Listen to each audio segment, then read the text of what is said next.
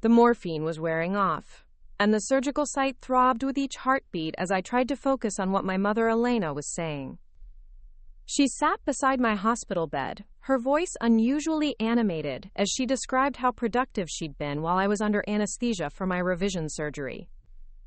My girlfriend Sarah had gone to grab coffee, leaving me alone with my mother's chatter about organizing and cleaning.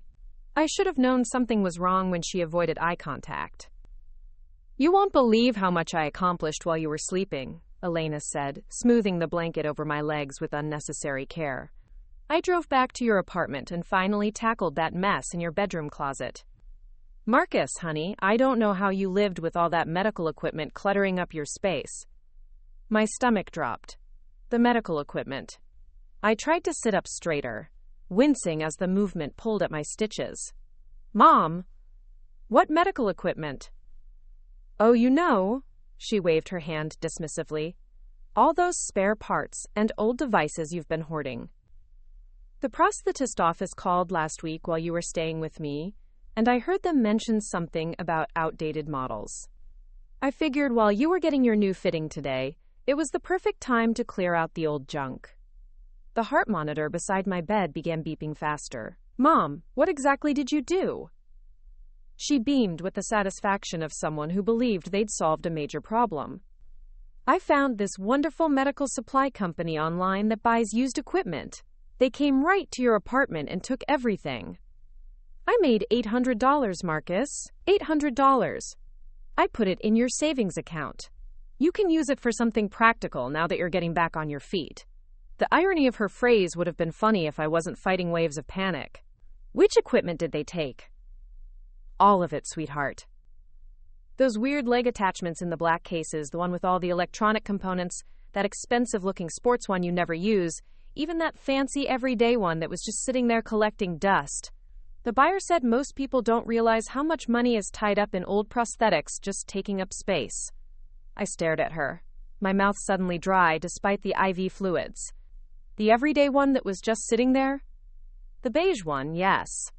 Honestly, Marcus, it looked so worn and outdated compared to the shiny new one they fitted you with today." The buyer explained that technology moves so fast in medical devices that keeping old models around is just wasteful. He was doing us a favor by taking them off our hands. Before we jump back in, tell us where you're tuning in from, and if this story touches you, make sure you're subscribed, because tomorrow, I've saved something extra special for you. My hands trembled as I reached for my phone, ignoring the sharp protest from my surgical site. Elena continued talking, describing how spacious my closet looked now, and how the buyer had complimented her on keeping everything so organized. I wasn't hearing her anymore. I was calculating the disaster she'd just created with her helpful initiative. "Mom," I said, my voice carefully controlled despite the alarm sirens going off in my head. "I need you to call that company right now and tell them there's been a mistake." "A mistake?" "Marcus, honey, you're being dramatic. It's natural to feel anxious after surgery, but I promise you, I did the right thing. That closet was practically a medical warehouse. You have your new prosthetic now, so why keep all those backup models?" "Because," I said, pulling up my insurance app with shaking fingers, "those weren't backup models. That everyday prosthetic you thought looked worn? That was my primary leg, the one I'd been using for 3 years. The one that's perfectly calibrated to my gait and muscle memory. The one that costs $65,000. Elena's smile faltered. $65,000? Marcus, that's impossible. It looked so ordinary, so used. The man said most prosthetics are only worth a few $100s as used equipment. The man lied, Mom. That's what scammers do when they find someone who doesn't know the value of what they're selling. I was scrolling through my insurance documentation now, my heart rate climbing as I confirmed my worst fears. The sports prosthetic? $78,000. It's a custom running blade made specifically for my amputation level. The one with electronic components? That's my microprocessor leg. It cost $92,000 and took 8 months to get approved by insurance. The color drained from her face. but the new one they gave you today is a temporary prosthetic, Mom. It's designed to be worn for 6 weeks while my residual limb heals from the revision surgery. After that, I go back to my regular prosthetics, the ones you just sold to a scammer for $800. Elena gripped the arms of her chair, her knuckles white. There has to be some mistake. Medical equipment doesn't cost that much. You're exaggerating because you're upset about the surgery. I turned my phone toward her, showing her the insurance claims history. This is from my last annual review. Total covered value of my prosthetic devices, $235,000. That doesn't include the specialty equipment for different activities or the backup components. She stared at the screen, her breathing becoming shallow. $200,000? For legs? For custom-engineered medical devices that allow me to walk, run, swim, and live independently, I corrected. Each one is specifically designed for my anatomy, my activity level, and my lifestyle. You can't just walk into a store and buy replacements. These require months of fittings, insurance approvals, and calibration. The room fell silent, except for the steady beep of my monitors and Elena's increasingly rapid breathing. I could see her mind working, trying to process the magnitude of what she'd done. The helpful gesture that was supposed to declutter my space had just cost us $250,000. I can get them back, she whispered. I'll call the company right now. I'll explain it was a mistake. I was already dialing the number from my insurance paperwork. Mom, professional medical equipment scammers don't operate legitimate businesses. They prey on people exactly like you, well-meaning family members who don't understand the value of what they're looking at. By now, my prosthetics are probably already disassembled and sold to black market dealers who supply people in countries without insurance coverage. Dr. Rodriguez, my prosthetist, answered on the second ring. I'd saved his number as an emergency contact years ago, never imagining I'd need it for something like this. Marcus? How did the surgery go? You shouldn't be calling me for at least a week. Dr. Rodriguez, I need you to contact insurance immediately. My mother sold all my prosthetics to a scammer while I was in surgery today. I need to file a theft report and start the replacement process. The silence on the other end stretched so long, I thought the call had dropped. Finally, Dr. Rodriguez spoke, his voice tight with controlled anger. She sold your primary prosthetics? All of them? Everything that was in my apartment. The microprocessor leg, the sports blade, my everyday prosthetic, even the waterproof components. Marcus, Dr. Rodriguez said slowly, your insurance has a lifetime cap on prosthetic replacements. You've already used 70% of your coverage. If we can't recover these devices, you might not qualify for full replacements. The phone slipped from my hand as Dr. Rodriguez's words sank in. Lifetime cap. Elena caught the device before it hit the floor, her face now completely white as she heard his voice through the speaker asking if I was still there. What does that mean? She whispered, but I was already reaching for the phone, my surgical pain forgotten in the face of this new catastrophe. Dr. Rodriguez, can you repeat that? About the lifetime cap? Your insurance policy has a maximum lifetime benefit of $350,000 for prosthetic devices. With your current prosthetics, replacements, and modifications over the past 7 years, you've used $245,000. That leaves you with about $100,000 in coverage remaining. I closed my eyes, doing the math. My primary prosthetic alone would eat up most of that remaining coverage. And the total value of what was stolen? Based on current replacement costs, we're looking at approximately $290,000. Marcus, even if insurance covers the maximum remaining amount, you'd still be responsible for nearly $200,000 out of pocket. Elena made a sound like she'd been punched in the stomach. I opened my eyes to see her staring at me with growing horror, as the full scope of her helpful afternoon became clear. There has to be something we can do, I said into the phone. These weren't lost or damaged through normal use. They were stolen. The insurance company will investigate, but theft coverage for prosthetics is complicated. They'll want police reports, proof of value, evidence that reasonable security precautions were taken. And Marcus, his voice became gentler, even if they approve a theft claim, it doesn't change your lifetime maximum. Those dollars are still gone. After I hung up, Elena sat frozen in her chair, staring at her hands. The cheerful woman who'd bounced into my hospital room an hour ago had vanished, replaced by someone who looked like she'd aged a decade in minutes. I need the name of the company, I said quietly. She fumbled for her phone with shaking fingers. It was called Premium Medical Recovery. They had a very professional website, Marcus. They listed all the types of equipment they purchase, and they had testimonials from other families who'd worked with them. I was already searching online. Premium Medical Recovery had a website that looked legitimate at first glance, complete with medical licensing numbers and customer reviews. But a deeper search revealed it had been registered only 3 months ago, and the licensing numbers belonged to a defunct medical supply company in another state. Mom, this is a fake company. Look, I showed her the registration details. They create professional-looking websites to scam people just like you.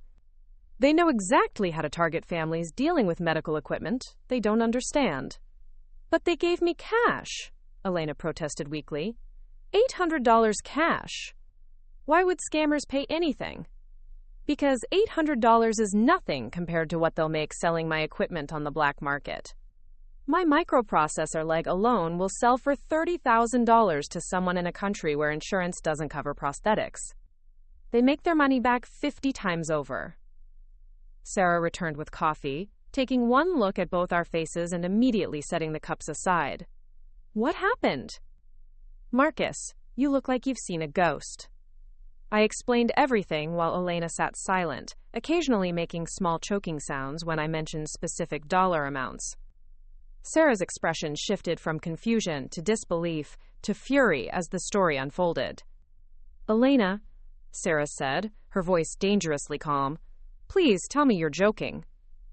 I was trying to help, Elena whispered. The closet looked so cluttered, and Marcus is always talking about living minimally. I thought he'd be happy to have the space. You broke into his apartment while he was in surgery and sold his medical equipment to strangers from the internet? I have a key for emergencies, Elena defended weakly. And they weren't strangers. They were a medical supply company. A fake medical supply company, I corrected. Sarah, they took everything. My everyday leg, the sports prosthetic, the waterproof components, even the charging stations and adjustment tools. Sarah sat down heavily, processing the magnitude of the situation. Your everyday leg? The one you've been using for 3 years. Elena, do you have any idea what Marcus went through to get that prosthetic properly fitted? It looked so worn, Elena said desperately. The new one they gave him today is so much nicer, so much more advanced looking. The new one is temporary, Sarah snapped. It's designed for post-surgical healing, not for living his life. Elena, Marcus runs marathons with that sports prosthetic you sold. He swims competitively with the waterproof components. These aren't just medical devices, they're his independence. My phone rang again. The caller ID showed Detective Morrison from the fraud unit. Dr. Rodriguez had apparently wasted no time contacting the authorities. Mr. Chen? This is Detective Morrison. I understand you've been the victim of a medical equipment theft. Can you walk me through what happened? I explained the situation while Elena listened, her face growing more stricken with each detail I provided to the detective.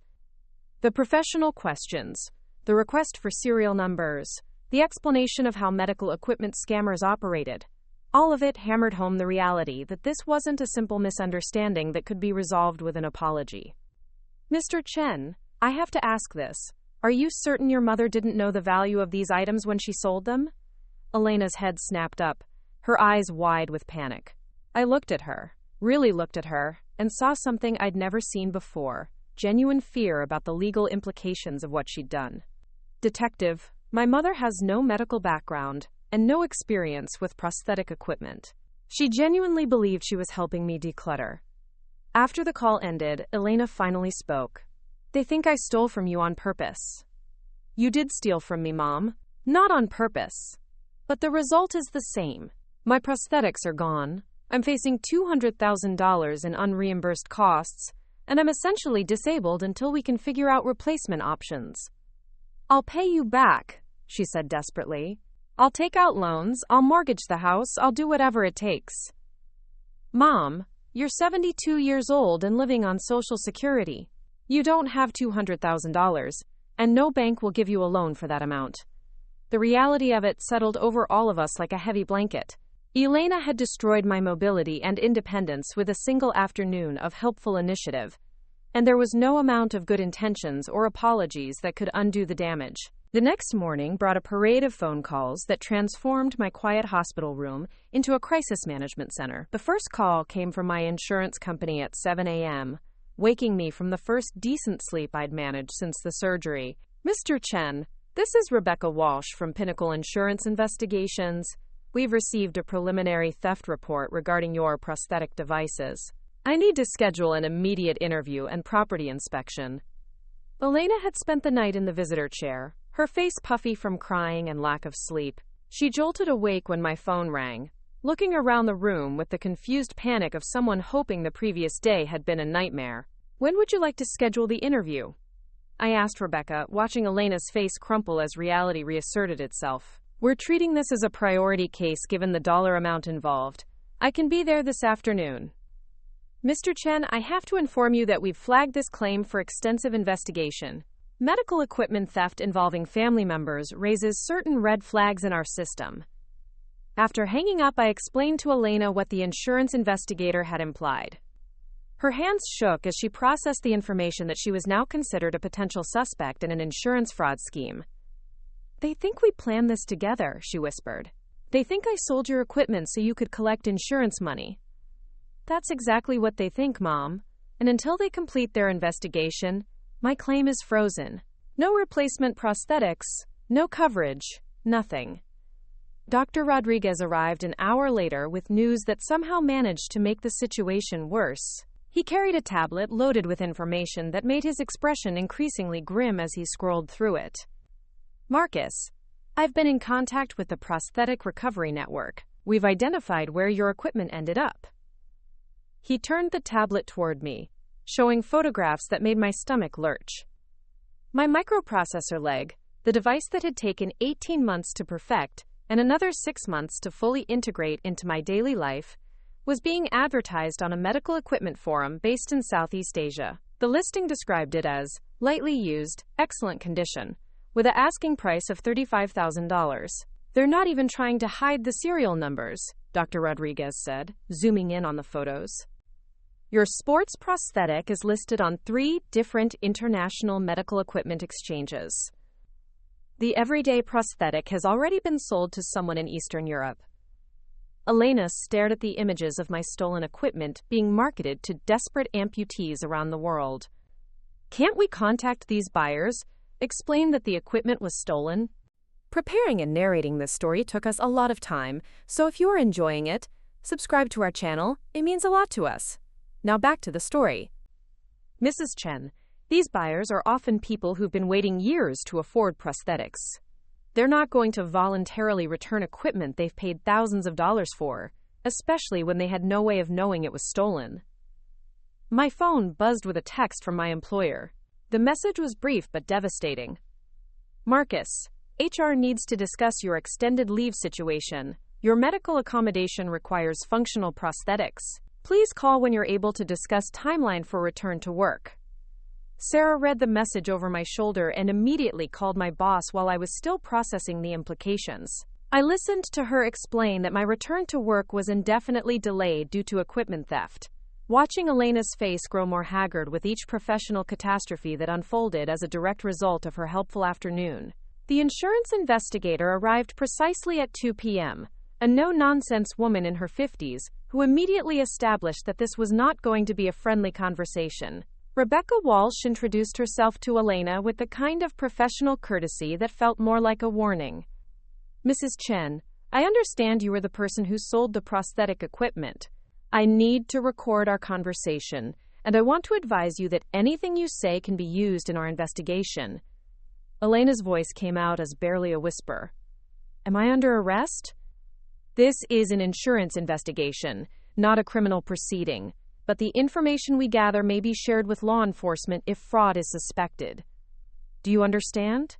For the next 2 hours, Rebecca Walsh methodically dismantled Elena's story, asking detailed questions about her decision-making process, her knowledge of the equipment's value, and her relationship with me. The questions were designed to uncover inconsistencies or evidence of premeditation. Mrs. Chen, you're telling me that you independently decided to sell medical equipment worth nearly $300,000 without consulting the owner, and you believed this equipment was essentially worthless? I thought I was helping, Elena repeated for the 20th time. Marcus always talks about minimalism and not keeping unnecessary things. But you kept the money from the sale? I put it in his savings account. I thought he could use it for something practical. Rebecca Walsh made notes that felt like nails being driven into Elena's coffin. Mrs. Chen, in your opinion, is $300,000 worth of medical equipment something that should be classified as unnecessary things? Elena's lawyer arrived just as the interview was concluding. James Liu looked like he'd been pulled away from a golf game, his usually immaculate appearance slightly disheveled as he absorbed the scope of the situation his client faced. Mrs. Chen won't be answering any further questions without legal counsel present, he announced, then spent the next 20 minutes in hushed conversation with Elena while Rebecca Walsh completed her paperwork. After everyone left, Elena and I sat in silence, broken only by the steady rhythm of my heart monitor. The weight of unspoken accusations hung between us like a physical barrier. The lawyer says I could face criminal charges, she finally said. Theft, fraud, elder abuse, if they decide I took advantage of your medical condition. James thinks the prosecutor might offer a plea deal, but it would mean admitting guilt. I stared at the ceiling, calculating the ripple effects of her decision. My career was in jeopardy, my independence was gone, my relationship with Elena was shattered, and now she faced potential prison time. All because she thought my closet looked cluttered. Marcus, she said quietly, I know sorry doesn't fix this. I know there's no amount of apologizing that can undo what I've done. But I need you to know that I genuinely believed I was helping you. I know, Mom, I said, and for the first time since this began, I felt something other than anger. I felt exhausted sadness for the relationship we'd lost, for the trust that was broken, and for the innocence that let her believe good intentions were enough to justify devastating actions. My phone rang one final time that day. The caller ID showed a number I didn't recognize, but when I answered, the voice was familiar. Mr. Chen? This is Carl Morrison from Premium Medical Recovery. I understand there's been some confusion about the equipment we purchased from your mother yesterday. I'd like to discuss a resolution. The voice on the other end of the line was smooth, practiced, with the kind of false sincerity that immediately set off every alarm bell in my head. Elena's eyes widened when she heard me say the name Carl Morrison, and she lunged for the phone, but I held up a hand to stop her. Mr. Morrison, I said carefully, I wasn't expecting to hear from you. Well, Mr. Chen, when I learned about the misunderstanding regarding the medical equipment we acquired from your mother, I felt it was important to reach out personally. We're a legitimate business, and we pride ourselves on ethical transactions. I put the call on speaker so Elena could hear, watching her face cycle through hope, fear, and confusion as Carl continued his pitch. Sarah moved closer to the bed, her expression skeptical as she listened to the man who had bought my prosthetics for pocket change. Here's the thing, Mr. Chen. We operate in a complex marketplace, and sometimes there are communication breakdowns between family members about the value of medical equipment. We've encountered this situation before, and we've developed policies to address these unfortunate circumstances. What kind of policies? I asked, though I already suspected where this conversation was heading. Well, when we purchase equipment from family members, we always recommend getting written authorization from the primary user. In cases where that doesn't happen, and there's a dispute about ownership or value, we're prepared to offer a resolution that benefits everyone involved. Elena leaned forward eagerly, her desperation making her vulnerable to whatever scheme Carl was about to propose. I could see the hope building in her eyes, the belief that maybe this nightmare could be resolved with a simple phone call. I'm listening, I said neutrally. We're prepared to return your equipment, Mr. Chen. All of it, in the same condition we received it. However, there are costs associated with recovery, transportation, and processing that we need to recoup. We're looking at approximately $15,000 to facilitate the return of your prosthetics. The silence that followed was deafening, except for Elena's sharp intake of breath. $15,000. Carl Morrison had just confirmed that he knew exactly what he'd purchased from my mother, and now he was holding my prosthetics for ransom. Mr. Morrison, I said slowly, you're asking me to pay $15,000 to get back my own stolen property? Mr. Chen, I understand your frustration, but we're a business, not a charity. We have overhead costs, transportation expenses, and processing fees. The $15,000 simply covers our operational costs for facilitating this return. Without our intervention, your equipment would already be distributed through international markets and would be impossible to recover. Elena was nodding frantically, mouthing, "Say yes," while reaching for her purse. The sight of her desperation, her willingness to pay ransom to a criminal who had already scammed her once, filled me with a rage so pure it actually calmed me. Mr. Morrison, let me make sure I understand your proposal. You knowingly purchased stolen medical equipment from someone who had no legal right to sell it. You paid my mother $800 for equipment worth nearly $300,000. Now you want me to pay you $15,000 to return my own property. Mr. Chen, I think you're mischaracterizing our business practices. Your mother represented herself as the authorized seller of this equipment. We had no reason to believe otherwise. You had every reason to believe otherwise, I replied. Medical equipment of this value doesn't get sold by elderly women from apartment closets unless something illegal is happening. You knew these were stolen prosthetics, and you targeted my mother because she didn't understand their worth. Sarah was already on her second phone, texting someone rapidly. I could see her typing, "Recording this call," and "Contact Detective Morrison immediately," as Carl continued his pitch. Mr. Chen, I'm trying to help you here. Without our cooperation, you'll never see your equipment again. $15,000 is a small price to pay for devices worth hundreds of thousands. We're doing you a favor. A favor? I laughed, but there was no humor in it. Mr. Morrison, you're a thief. You prey on families dealing with medical crises. You steal essential medical equipment from disabled people. And now, you're trying to extort money from me to return my own prosthetics. Elena grabbed my arm, shaking her head desperately. She was terrified that my anger would drive away this chance to fix what she'd broken, even if it meant negotiating with the criminal who had victimized us both. Marcus, please, she whispered. $15,000 is manageable. I can get a loan against the house. We can solve this right now. No, Mom, we're not paying ransom to criminals. Carl's voice hardened, losing its practiced warmth. Mr. Chen, you're making a mistake. This is a limited-time offer. If you're not interested in our resolution services, your equipment will be processed through our normal distribution channels. Once that happens, recovery becomes impossible. How long do I have to consider your generous offer? I asked sarcastically. 24 hours. After that, the equipment moves to our international distribution network, and this conversation never happened. After he hung up, Elena burst into tears, gripping my arm with surprising strength. Marcus, we have to pay him. $15,000 is nothing compared to what those prosthetics cost. I can mortgage the house. I can liquidate my retirement account. We can fix this. Mom, stop. We're not paying extortion money to criminals. But what if he's telling the truth? What if this is the only way to get your equipment back? Sarah finished her phone call and turned back to us, her expression grim but determined. I just spoke with Detective Morrison. The FBI has been tracking premium medical recovery for months.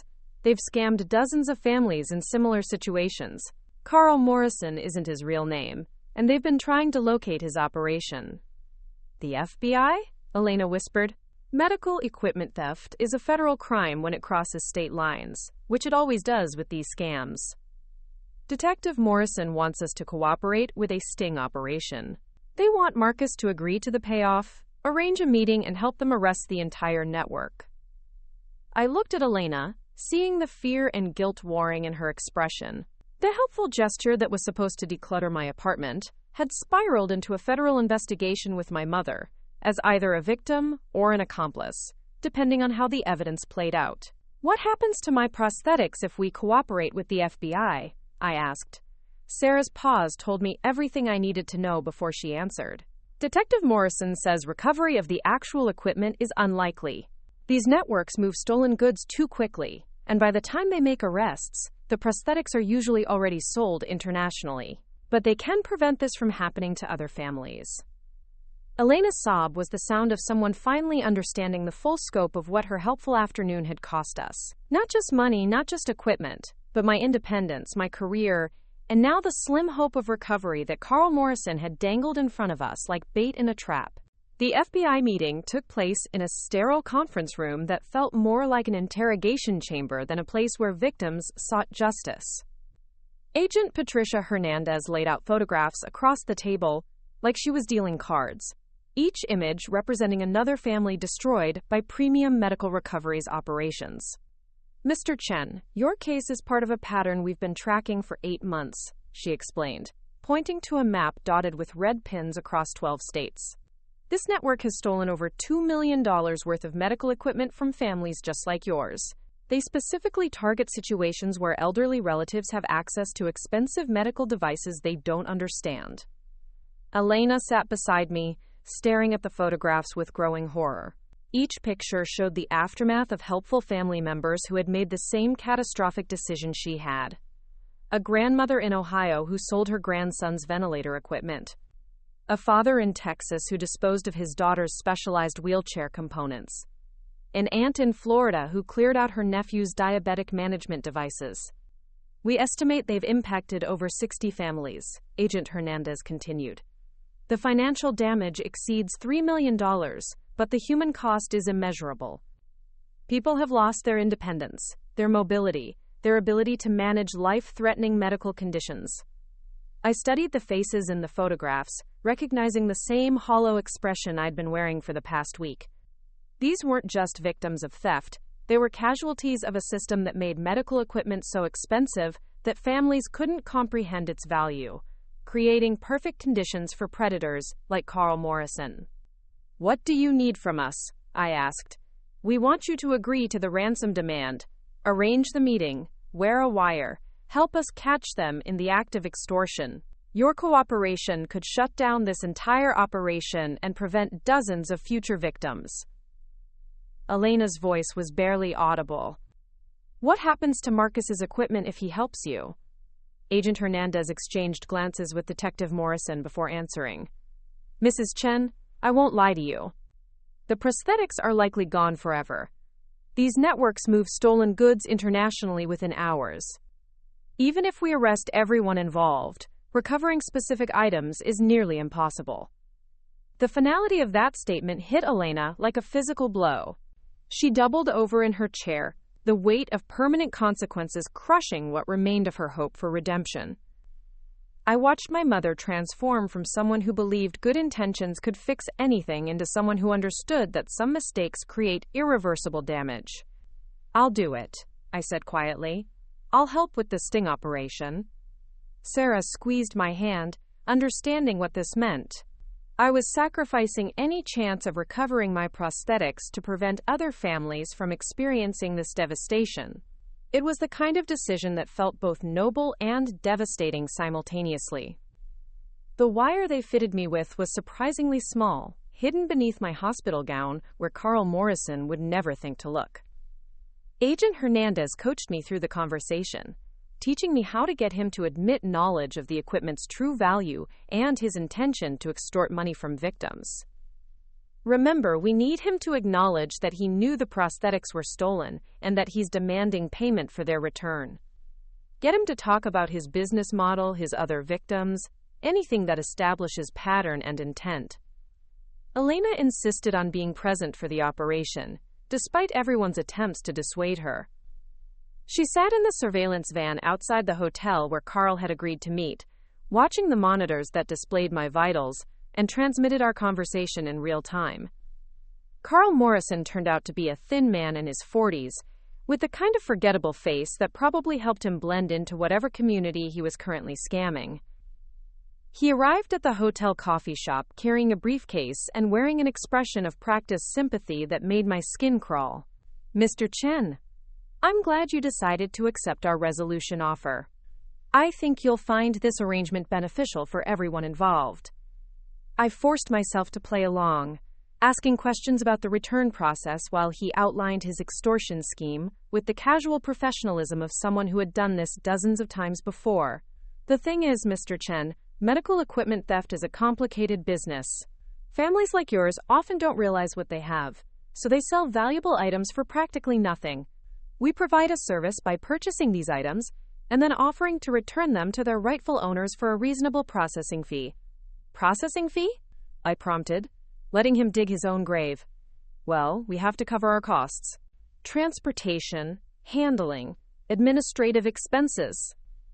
The $15,000 we discussed is actually quite reasonable, considering we're facilitating the return of equipment worth, what did you say, nearly $300,000? There it was, his admission that he knew the true value of what he'd stolen. Agent Hernandez's voice crackled through my earpiece, confirming they had everything they needed. The arrest happened so smoothly it felt anticlimactic. Federal agents appeared from every direction, surrounding Carl Morrison before he could even reach for his briefcase. His expression shifted from confident businessman to trapped criminal in the span of seconds. Carl Morrison, you're under arrest for operating a criminal enterprise, theft of medical equipment, and extortion, Agent Hernandez announced, her voice carrying the satisfaction of someone who had been hunting this particular predator for months. In the surveillance van afterward, Elena watched the arrest footage in silence, her face reflecting the complex mixture of justice and loss that defined our entire situation. We had helped capture a criminal network, but my prosthetics were still gone, my insurance coverage was still exhausted, and my future mobility remained uncertain. At least other families won't go through this, she said finally. That doesn't bring back Marcus's equipment, Sarah replied, her anger toward Elena still simmering beneath the surface. No, Elena agreed quietly, it doesn't. The media attention that followed was overwhelming. Local news stations picked up the story of the million-dollar medical equipment theft, turning Elena into an unwitting poster child for elder vulnerability to sophisticated scams. She received death threats from strangers who couldn't understand how someone could be so foolish, while others offered sympathy for a grandmother who had been manipulated by professional criminals. Dr. Rodriguez worked tirelessly with my insurance company to secure emergency coverage for basic prosthetics, arguing that my cooperation with federal law enforcement created exceptional circumstances that warranted going beyond normal policy limits. The process took weeks of appeals, documentation, and negotiations that left me confined to a wheelchair, while bureaucrats debated the value of my mobility. Elena sold her house to establish a fund for my uncovered medical expenses, moving into a small apartment and dedicating her remaining years to making whatever amends were possible. She volunteered with organizations that educated families about medical equipment security, turning her catastrophic mistake into a teaching tool for preventing similar tragedies. The relationship between us changed permanently. Trust, once broken by such a fundamental betrayal of my autonomy and needs, couldn't be simply rebuilt with apologies or financial gestures. We developed a new dynamic based on careful boundaries and mutual respect for the damage that had been done. Sarah and I eventually married, and she became my advocate in ways Elena never could be again. Where Elena's helpfulness had been presumptuous and destructive, Sarah's support was informed and collaborative. She learned about prosthetic technology, insurance regulations, and disability rights not to fix problems I didn't know I had, but to support me in addressing challenges I identified myself. Carl Morrison received a 15-year federal sentence as the ringleader of a criminal organization that had victimized families across multiple states. His arrest led to the recovery of some stolen medical equipment, but none of it was mine. My prosthetics had vanished into international black markets, probably helping other amputees in countries where such devices cost more than most people earn in a lifetime. The final irony came 2 years later, when insurance finally approved replacement prosthetics with updated technology that exceeded the capabilities of what Elena had sold. I was grateful for the improved mobility, but I couldn't forget that this advancement had come at the cost of destroying trust within my family and creating permanent consequences that stretched far beyond the monetary value of stolen equipment. Elena's helpful afternoon had taught us all that good intentions without understanding can create devastation that reverberates for years. Some mistakes can't be undone with apologies, some trust can't be rebuilt with gestures, and some lessons cost more than anyone should have to pay. Up next, you've got 2 more standout stories right on your screen. If this one hit the mark, you won't want to pass these up. Just click and check them out.